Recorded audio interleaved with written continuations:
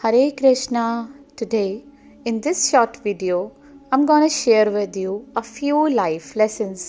जीवन के कुछ ऐसे सिद्धांत जो आप में एक नई ऊर्जा भर देंगे। कभी भी जिंदगी में कोई समस्या आए तो इनको याद करने से आप फिर से जी उठेंगे। शुरू करते हैं। इस जीवन में मनुष्य केवल 3 चीजों के पीछे भागता रहता है। पहली, छाया अर्थात सहारा या संबंध। दूसरी, काया अर्थात सुंदर सुबल शरीर।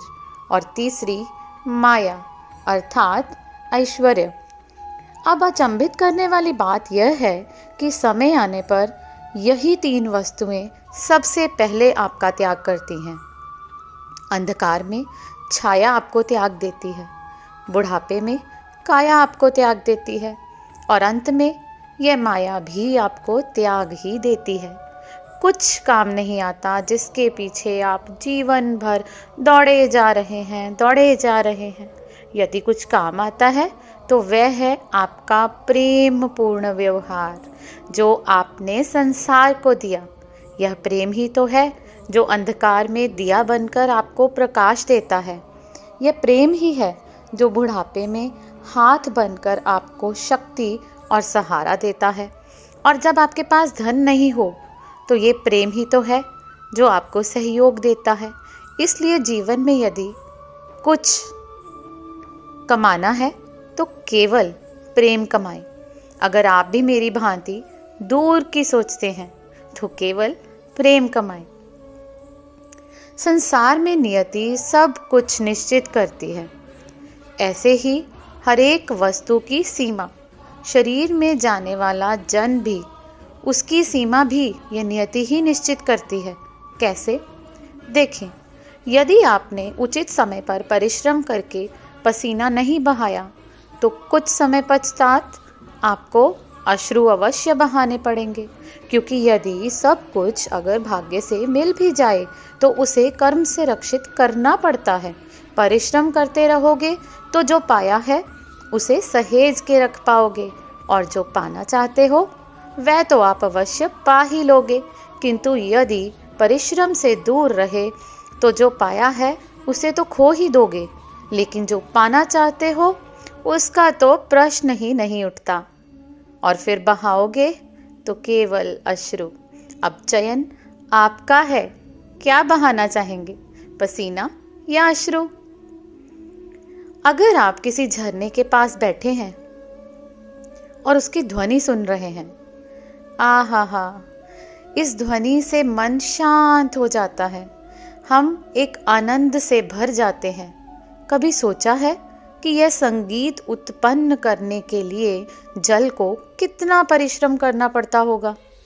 क्या कुछ करना पड़ा होगा? सोचो, वह जल कहां कहां से गिरा होगा, किन किन चट्टानों से जाकर टकराया होगा,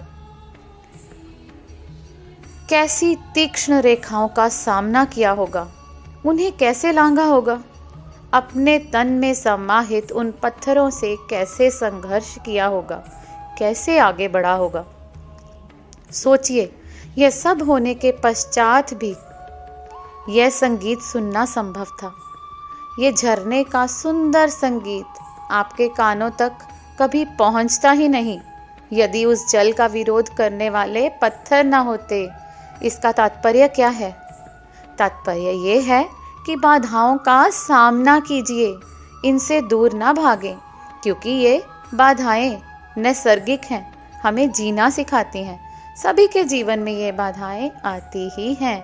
इनका सामना कीजिए, जीवन में आगे बढ़िए और आप भी स्वयं से उत्पन्न कीजिए यह नैसर्गिक संगीत और सारे संसार में फैला दीजिए शांति और प्रसन्नता।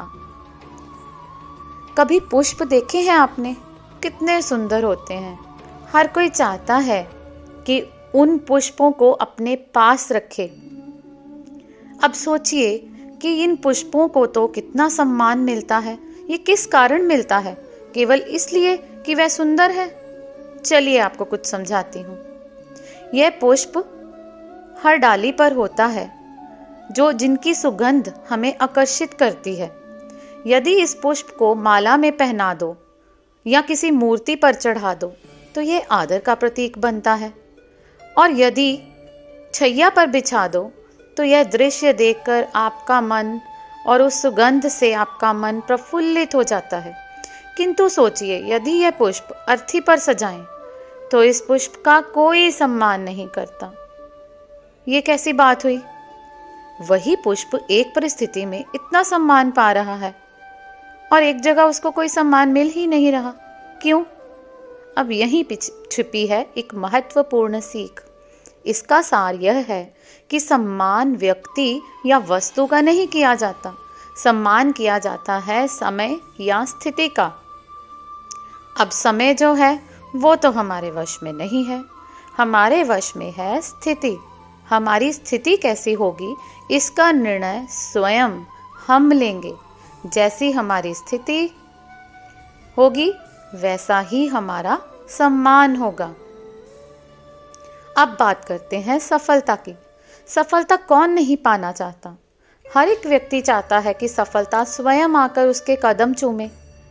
अब सफलता कदम उनके चूमती है जिनके पांव धरातल पर होते हैं, जो स्वप्न की आशा में उड़ते नहीं हैं, जो यथार्थ के धरातल से जुड़े होते हैं, वह भी दृढ़ता के साथ।